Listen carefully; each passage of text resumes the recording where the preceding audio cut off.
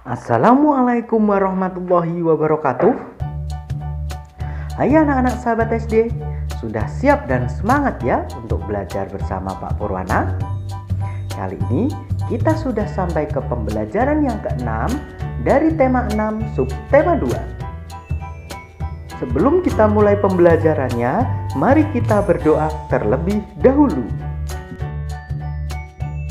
Tujuan pembelajaran kali ini adalah sebagai berikut.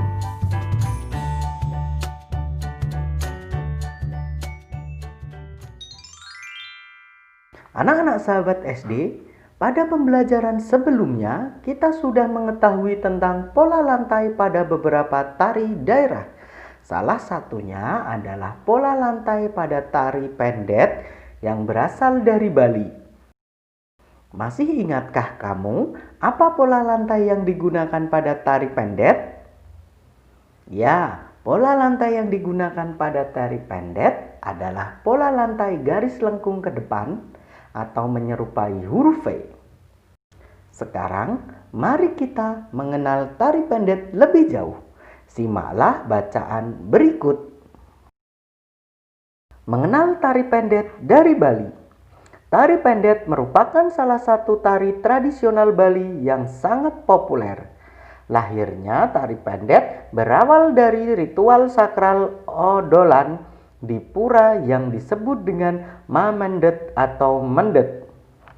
Mendet dimulai setelah pendeta Hindu mengumandangkan mantra dan setelah pementasan topeng Sidakarya. Tari ini dipentaskan secara berpasangan atau secara massal dengan membawa perlengkapan berupa bokor, sesajen, dan bunga. Pendet disepakati lahir pada tahun 1950.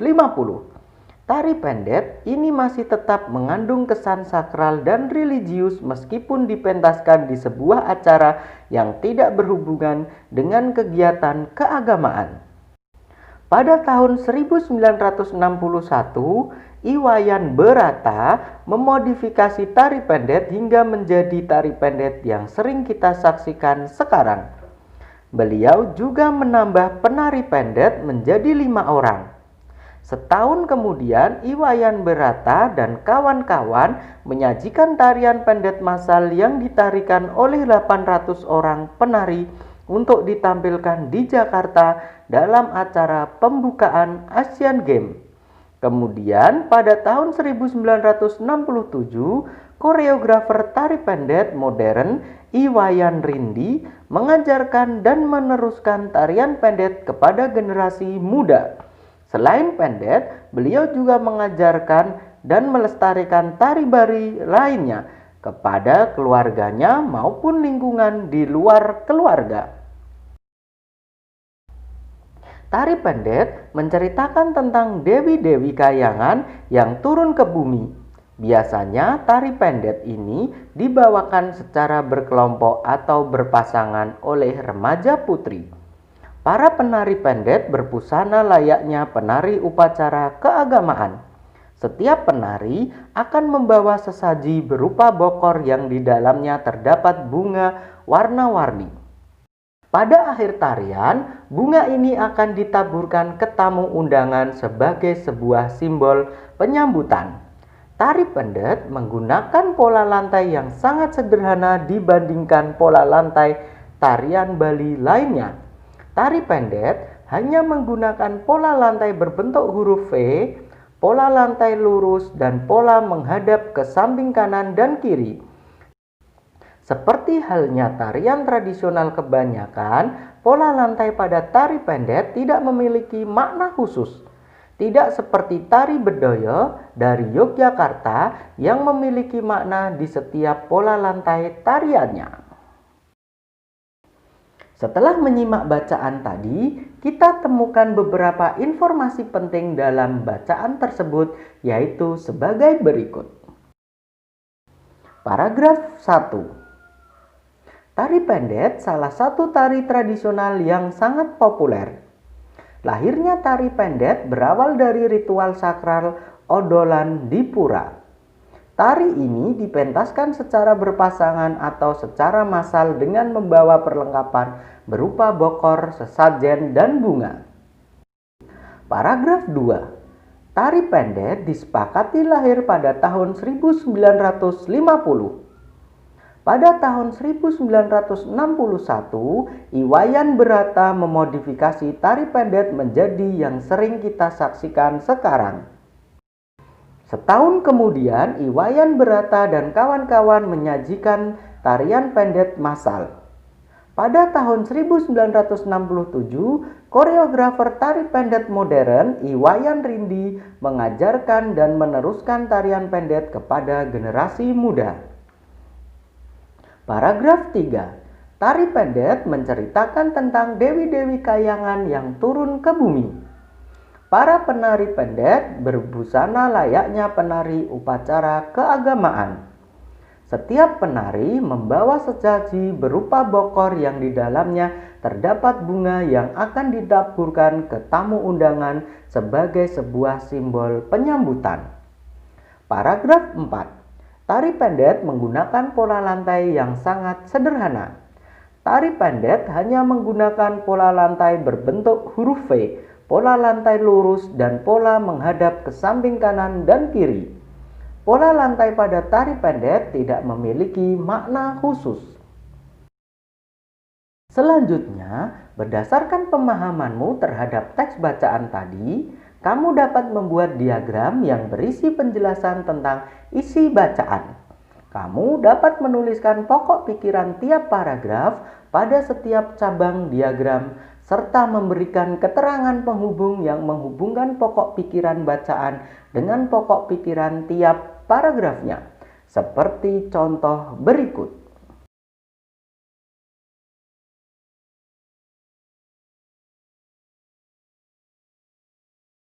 Setelah menemukan informasi penting dan juga membuat diagram tentang isi bacaan, kita dapat menuliskan kesimpulan tentang tari pendet seperti berikut. Tari pendet merupakan salah satu tari tradisional Bali yang sangat populer. Tari pendet disepakati lahir pada tahun 1950. Tari pendet menceritakan tentang dewi-dewi kayangan yang turun ke bumi. Tari pendet menggunakan pola lantai yang sangat sederhana, yaitu pola huruf V, pola lantai lurus, dan pola lantai menghadap ke samping kanan dan kiri. Anak-anak sahabat SD, kamu mungkin dapat melihat bahwa pada tari daerah seperti tari pendet menggunakan pola lantai tertentu pada tariannya. Pola lantai ini ada yang bermakna tertentu, ada juga yang tidak. Tari Bedoyo dari Yogyakarta memiliki makna pada setiap pola lantai yang dibuat penari.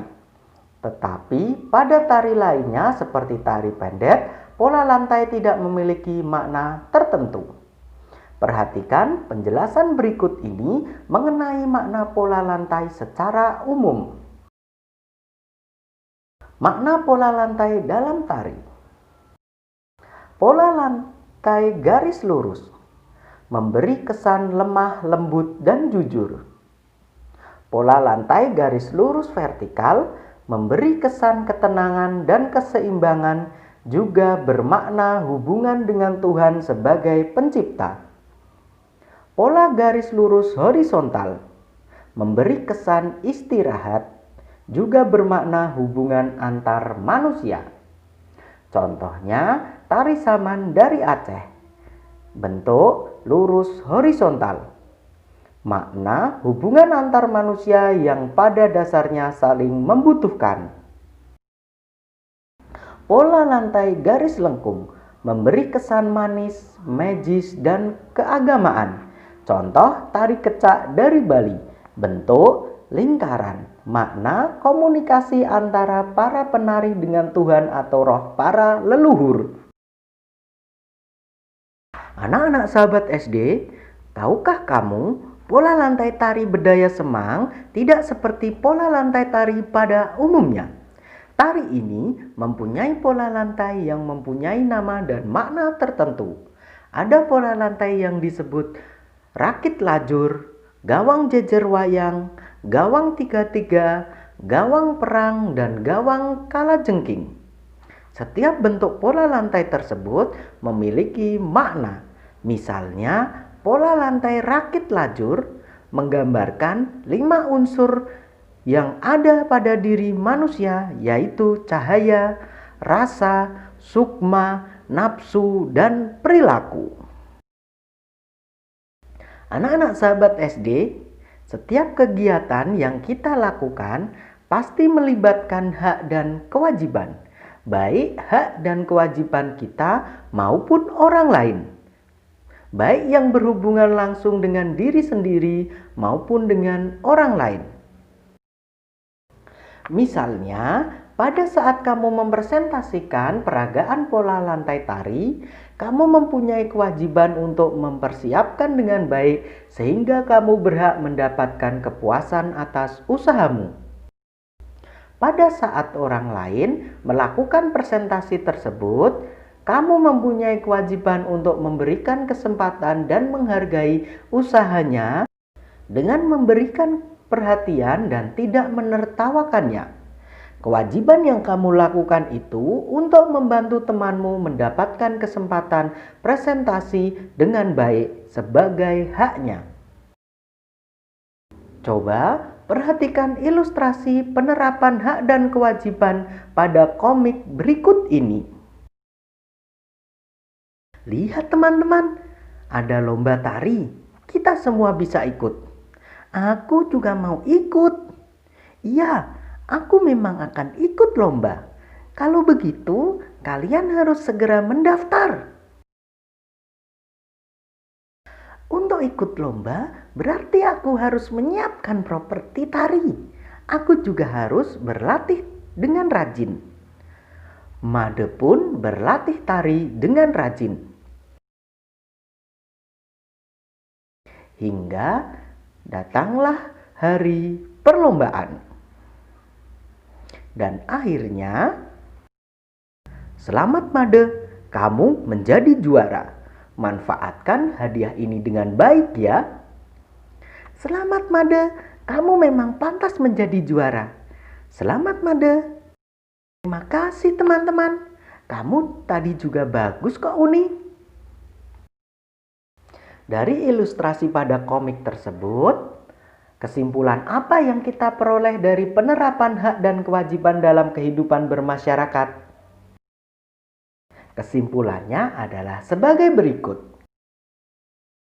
Hak dan kewajiban adalah sesuatu yang saling berkaitan atau tidak dapat dipisahkan.